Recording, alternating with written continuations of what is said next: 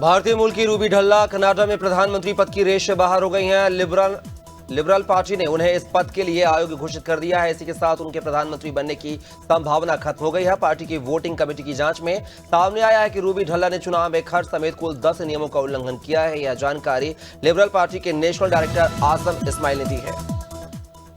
Hamas ने cease fire deal के तहत इजरायल के 6 बंधकों को रिहा कर दिया है। इसमें एक बंधक ओमर शेम तोब ने रिहाई के वक्त हमास के 2 लड़ाकों का माथा चूमा, जिसका वीडियो सोशल मीडिया पर वायरल हो रहा है। ये बंधक रेड क्रॉस की मदद से इजरायल पहुंच गए हैं। इजरायल इनके बदले में 620 फिलिस्तीनी बंदियों को रिहा करेगा। आज होने वाली रिहाई। पाकिस्तान में कराची की दाऊद यूनिवर्सिटी में होली खेलने पर हिंदू और मुस्लिम छात्रों पर एफआईआर दर्ज करा दी गई है। 21 फरवरी को दोनों समुदाय के कुछ छात्रों ने यूनिवर्सिटी परिसर में होली का त्यौहार मनाया था। इसके कुछ वीडियो भी सामने आए थे। यूनिवर्सिटी प्रशासन ने होली खेलने वाले छात्रों को सो कॉज नोटिस जारी कर उनकी कैंपस में एंट्री बंद कर दी है। अस्थमा अटैक के बाद पोप फ्रांसिस की हालत एक बार फिर से गंभीर हो गई है। इस वजह से उन्हें ऑक्सीजन के हाई फ्लो की जरूरत पड़ी है। डॉक्टरों ने उन्हें खतरे से बाहर बताया था और कहा था कि उनकी हालत में सुधार हो रहा है। बता दें कि उन्हें फेफड़े में इंफेक्शन की वजह से एक हफ्ता पहले अस्पताल में भर्ती कराया गया था। ट्रंप ने 4 दिन में चौथी बार भारत चुनाव में अमेरिकी फंडिंग पर सवाल उठाया है। इस बार उन्होंने कहा है कि मेरे दोस्त मोदी को 182 करोड़ रुपए भेजे गए हैं। यह दूसरी बार है जब ट्रंप ने इस मामले में मोदी का नाम लिया है। ट्रंप ने कहा है कि ये फंड भारत में वोटर टर्नआउट बढ़ाने के लिए दिए गए हैं और हमारा क्या, हमें भी अमेरिका में वोटर टर्नआउट बढ़ाने के लिए पैसा चाहिए। प्रधानमंत्री नरेंद्र मोदी ने रविवार को मन की बात के 119वें एपिसोड में स्पेस सेक्टर और नारी शक्ति का जिक्र किया। उन्होंने कहा है कि हर तरफ चैंपियंस ट्रॉफी और क्रिकेट का माहौल है। क्रिकेट में सेंचुरी का महत्व क्या होता है ये सब जानते हैं। भारत ने स्पेस में जो सेंचुरी लगाई है उसका अलग महत्व है।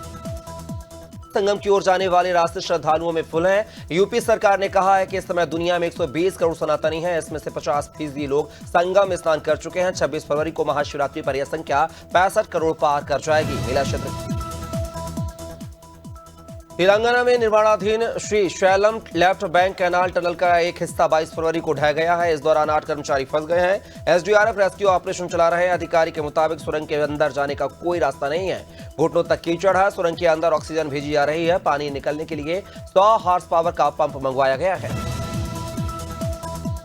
आगरमालवा में सहायक जिला कोषालय अधिकारी जियालाल मुजालदे और कोषालय लिपिक योगेश राजू को गिरफ्तार कर लिया गया है। इन दोनों अधिकारियों पर 54 लाख रुपए के घोटाले में कमीशन लेने का आरोप है। घोटाले की शुरुआत पशु चिकित्सा विभाग में कार्यरत एक कर्मचारी से हुई थी। अब मामले में जांच की जा रही है।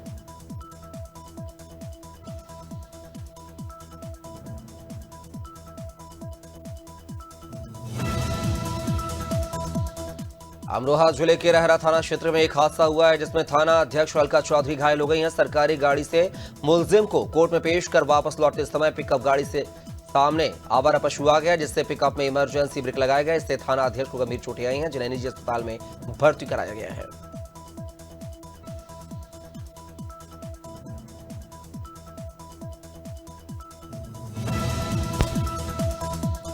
देवास जिले के बरोठा रोड पर सिरोलिया गांव के पास 2 बाइकों की आमने सामने भिड़ंत हो गई है। इस हादसे में इरशाद और दीपक की मौत हो गई है, जबकि एक व्यक्ति गंभीर रूप से घायल हुआ है। घायलों को 108 एम्बुलेंस की मदद से देवास जिला अस्पताल लाया गया है, जहां डॉक्टरों ने इरशाद और दीपक को मृत घोषित कर दिया है। फिलहाल पुलिस मामले की जांच कर रही है। डीडवाना के कोचामन जिले में पुलिस अधीक्षक हनुमान प्रसाद के निर्देश में चितावा पुलिस ने अवैध शराब निर्माण करने वालों के खिलाफ कड़ी कार्रवाई की है। पुलिस को मुखबिर से सूचना मिली थी कि चितावा थाना क्षेत्र में अवैध रूप से शराब बनाई जा रही है। सूचना के आधार पर पुलिस ने छापेमार कार्रवाई कर घर में चल रही अवैध शराब फैक्ट्री का भंडाफोड़ किया है। फिलहाल पुलिस मामले में कार्रवाई कर रही है। गरियाबंद जिला मुख्यालय से 10 किलोमीटर उर्तुली घाट पुल के पास अज्ञात वाहन की टक्कर से एक पैंथर का बच्चा घायल हो गया है। पैंथर के बच्चे को गंभीर चोटें आई हैं। स्थानीय लोगों ने घायल पैंथर के बच्चे को सड़क किनारे देखा और वन विभाग को सूचित किया। वन विभाग की टीम मौके पर पहुंची और उसे सुरक्षित स्थान पर ले जाकर उपचार कराया। हरदोई जिले के सनीला कोतवाली क्षेत्र में एक महिला आग से झुलस गई है। पुलिस ने महिला को गंभीर हालत में सीएचसी सनीला में भर्ती कराया है, जहां डॉक्टरों ने हालत को गंभीर देखते हुए लखनऊ ट्रॉमा सेंटर रेफर किया है, लेकिन महिला की इलाज के दौरान मौत हो गई है। पुलिस मामले की जांच पड़ताल कर रही है।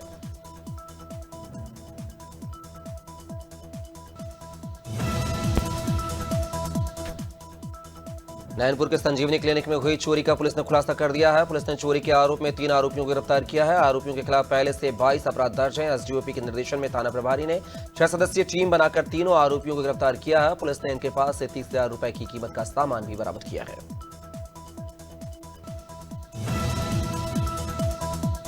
तेलंगाना के केदारेश्वर घाट पर एक ट्रक 20 फीट गहरी खाई में गिर गया है, जिससे 3 लोगों की मौके पर ही मौत हो गई है। हादसा बांसवाड़ा रतलाम मार्ग पर हुआ है। ट्रक रतलाम से मक्का लेकर गुजरा जा रहा था। हादसा इतना गंभीर था कि ट्रक पूरी तरह से बिखर गया। अनाज की बोरियां फैल गईं। फिलहाल पुलिस मामले की जांच कर रही है।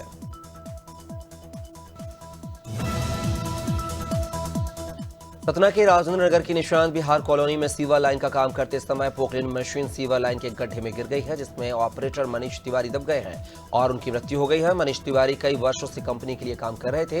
हादसे के बाद नगर निगम कमिश्नर शेष मीणा और सीएसपी महेंद्र सिंह चौहान मौके पर पहुंचे और मामले की जांच शुरू की। शिवपुरी के कमला हेरिटेज मैरिज गार्डन के पास सीवर के खुले चैम्बर में बाइक सहित एक युवक गिर गया है। युवक संजय रावत गंभीर रूप से घायल हो गया है। राहगीरों ने युवक को चैम्बर से बाहर निकाला और इलाज के लिए जिला अस्पताल में भर्ती कराया है। युवक के सिर में 14 टांके आए हैं। वहीं जिम्मेदारी उन अधिकारियों या संस्थाओं की बनती है जिनके पास ऐसे चैम्बरों को सुरक्षित रखने का जिम्मा है।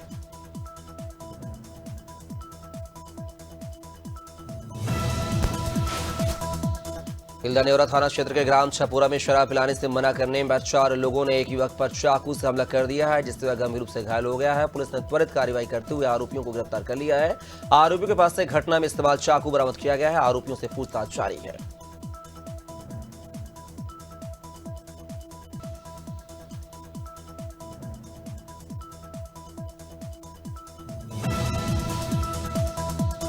अमरोहा जिले के गांव भखौरा मपचाएंगे भदौरा में बुखार से एक बच्चे और बुजुर्ग महिला की मौत हो गई है। ग्रामीणों ने आरोप लगाया कि समय पर आयुष्मान कार्ड बन जाता तो मासूम बच्चे की जान बचाई जा सकती थी। ग्रामीणों ने स्वास्थ्य सेवाओं की कमी का भी आरोप लगाया।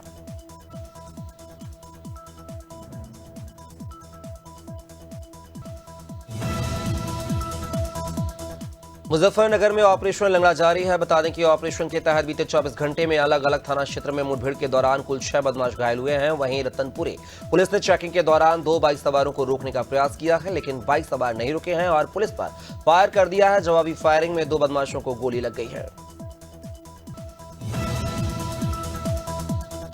सीतापुर में एक बेटे ने अपने ही पिता की निर्मम हत्या कर दी है। बताया जा रहा है कि वारदात से पहले पिता पुत्र ने एक साथ बैठकर शराब पी, जिसके बाद दोनों के बीच विवाद हुआ। विवाद इतना बढ़ गया कि बेटे ने अपने ही पिता को मौत के घाट उतार दिया है। घटना की जानकारी मिलते ही पुलिस मौके पर पहुंची और शव को पोस्टमार्टम के लिए भेज दिया।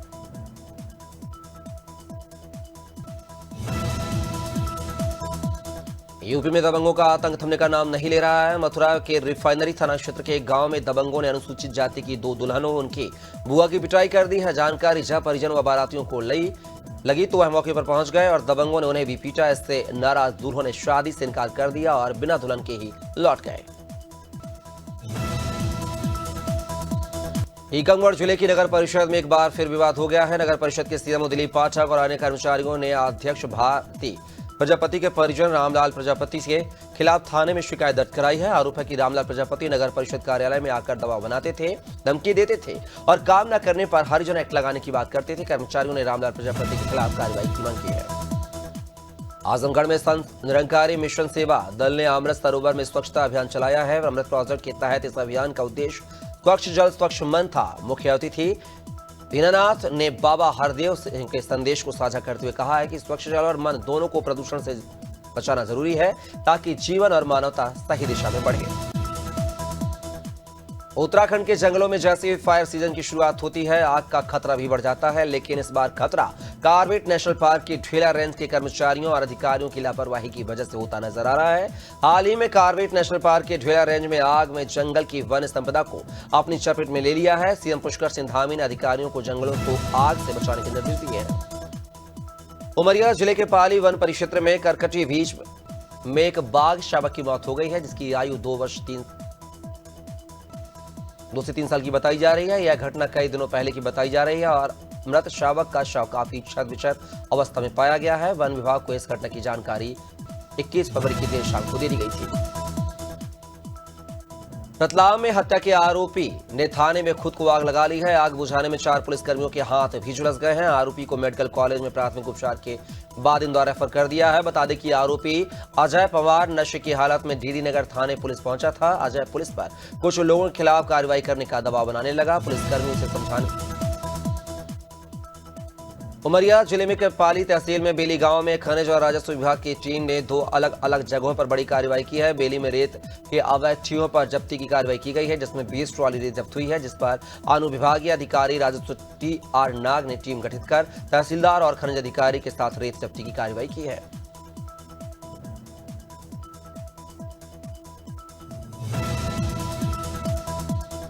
रिजर्व बैंक के पूर्व गवर्नर शक्तिकांत दास को प्रधानमंत्री मोदी का प्रिंसिपल सेक्रेटरी 2 नियुक्त किया गया है। कैबिनेट के अपॉइंटमेंट कमेटी ने शनिवार को यह नियुक्ति की है। कमेटी के सेक्रेटरी मनीष सक्सेना ने नियुक्ति की जानकारी दी है। शक्तिकांत दास RBI गवर्नर के पद से 10 दिसंबर को रिटायर हुए थे। 22 फरवरी को उन्हें PM का प्रिंसिपल सेक्रेटरी नियुक्त किया गया है।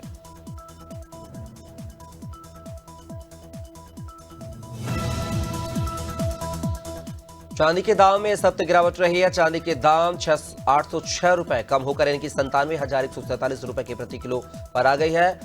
पिछले शनिवार को ये 97,953 रुपए प्रति किलो पर थी। वहीं चांदी का भाव भी 86,017 रुपए प्रति किलो के हिसाब से 11,030 रुपए बढ़कर इस हफ्ते सोने के दाम में तेजी देखने को मिली है। Indian Boolean and jewellers association के अनुसार पिछले शनिवार यानी कि 14 फरवरी को 10 ग्राम 24 कैरेट गोल्ड का दाम 85,998 रुपए था, जो कि अब यानी कि 22 फरवरी को 86,092 रुपए पर पहुंच गया है। यानी कि इस हफ्ते इसके दाम में 94 रुपए बढ़े हैं। नेशनल स्टॉक एक्सचेंज के बेंचमार्क इंडेक्सेस में जोमेटो और जियो फाइनेंशियल सर्विसेज की एंट्री होने वाली है। अपकमिंग सेमी एनुअल चैलेंज में निफ्टी 50 इंडेक्स में जोमेटो और जियो फाइनेंशियल की यह एंट्री होगी। यह चेंजेस 28 मार्च 2025 से प्रभावी होंगे। ये दोनों कंपनियां इंडेक्स में भारत पेट्रोलियम कॉर्पोरेशन लिमिटेड और FMCG company foreign institutional investor net sellers बने, वहीं डोमेस्टिक इंस्टीट्यूशनल इन्वेस्टर्स यानी कि DII नेट वायर्स बन रहे हैं। प्रोविजनल डेटा के अनुसार FII ने 3450 करोड़ रुपए के शेयर्स बेचे हैं, जबकि DII ने 2885 करोड़ रुपए के शेयर खरीदे हैं। हरिद्वार के ज्वालापुर में भव्य विकेट माफी चाहेंगे क्रिकेट टूर्नामेंट का आयोजन किया गया है, जिसमें ज्वालापुर, धीरवाली, कैच, मोहल्ला और अन्य स्थानों की टीमों ने भाग लिया है। टूर्नामेंट का मुख्य उद्देश्य युवाओं को खेल के प्रति जागरूक करना है और उन्हें नशे से दूर रखना है।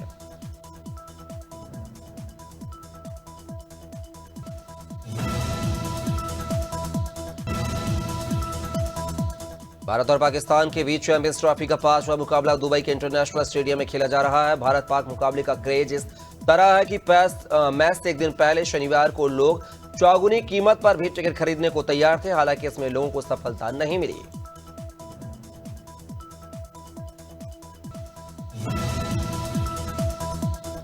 बांसवाड़ा के देशांत याग्निक राजस्थान रॉयल्स में बतौर फील्डिंग कोच अपनी भूमिका निभा रहे हैं, जो राजस्थान में डिस्ट्रिक्ट लेवल से रणजी टीम और राजस्थान रॉयल्स टीम का हिस्सा रह चुके हैं। राजस्थान टीम तक का सफर तय करना देशांत याग्निक के लिए इतना आसान नहीं था।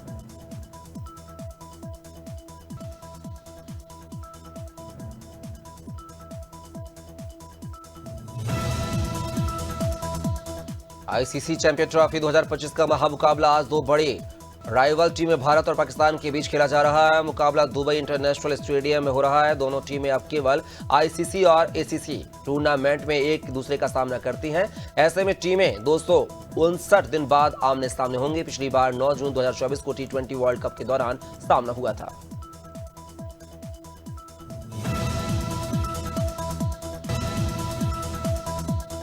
पॉपुलर कॉमेडियन और बिग बॉस 17 के विनर रहे मुनव्वर फारूकी के खिलाफ एडवोकेट अमिता सचदेव ने शिकायत की मांग करते हुए नई दिल्ली पुलिस को ईमेल भेजा है। उन्होंने कॉमेडियन पर अश्लीलता फैलाने और धार्मिक भावनाओं को आहत पहुंचाने के आरोप लगाए हैं। एडवोकेट अमिता सचदेव ने एक्स पर पोस्ट कर शिकायत की जानकारी दी है। डायरेक्टर अपूर्व लाखिया ने कहा है कि अमिताभ बच्चन के साथ काम करते हुए उन्हें काफी घबराहट महसूस हो रही थी। एक बार बैंकॉक में एक सीन की शूटिंग के दौरान अमिताभ ने अपूर्व को यह याद दिलाया कि अगर उनका चेहरा कैमरे में दिख रहा है तो बैकग्राउंड में क्या हो रहा है इससे कोई फर्क नहीं पड़ता।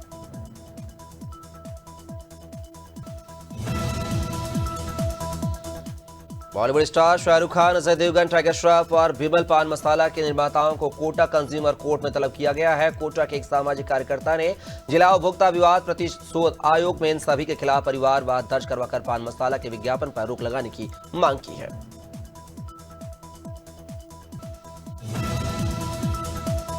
राजेश खन्ना और डिम्पल कपाड़िया ने 1973 में शादी की थी, लेकिन कुछ सालों बाद उनका रिश्ता टूट गया है। हालांकि उन्होंने कभी तलाक नहीं लिया है, लेकिन राजेश खन्ना के निधन के बाद एक्ट्रेस अनीता अडवाणी ने दावा किया था कि वे राजेश खन्ना के साथ रहती थी। उन्होंने यह भी कहा है कि कभी कभार उनके बीच मारपीट भी हो जाती थी।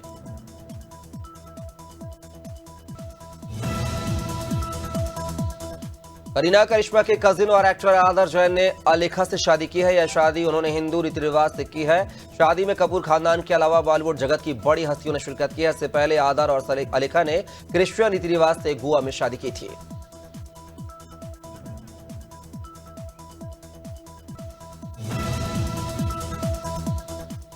मध्य प्रदेश में मौसम फिर बदल गया है। दिन में ठंडी हवा चल रही है तो रातें सर्द हैं। शुक्रवार शनिवार की रात भोपाल ग्वालियर संभाग में पारा 3 डिग्री लुढ़क गया। अगले 2 दिन यानी कि रविवार सोमवार को 2 से 3 डिग्री तक पारा लुढ़केगा। वहीं आखिरी सप्ताह में दिन में गर्मी और रात में ठंडी बढ़ेगी।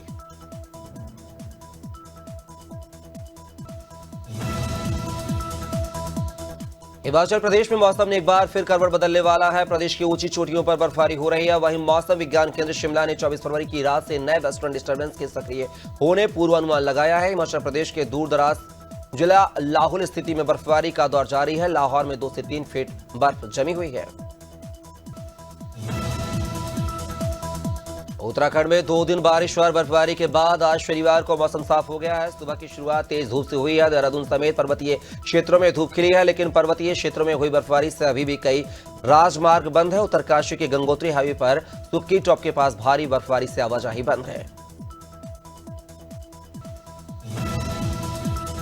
राजधानी रायपुर समेत प्रदेश के कुछ हिस्सों में आज आसमान में हल्के बादल छाए रहेंगे। अगले 24 घंटे में तापमान में थोड़ी गिरावट भी दर्ज हो सकती है। इस दौरान बस्तर संभाग में आज बस्तर, कोंडागांव, दंतेवाड़ा, सुकमा और बीजापुर जिले में हल्की बारिश के आसार हैं।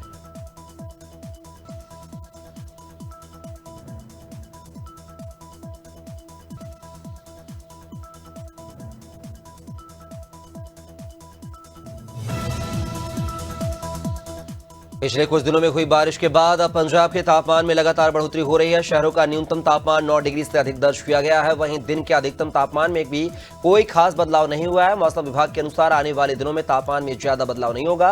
राज्य में सबसे अधिक तापमान 25 डिग्री सेल्सियस दर्ज किया गया है।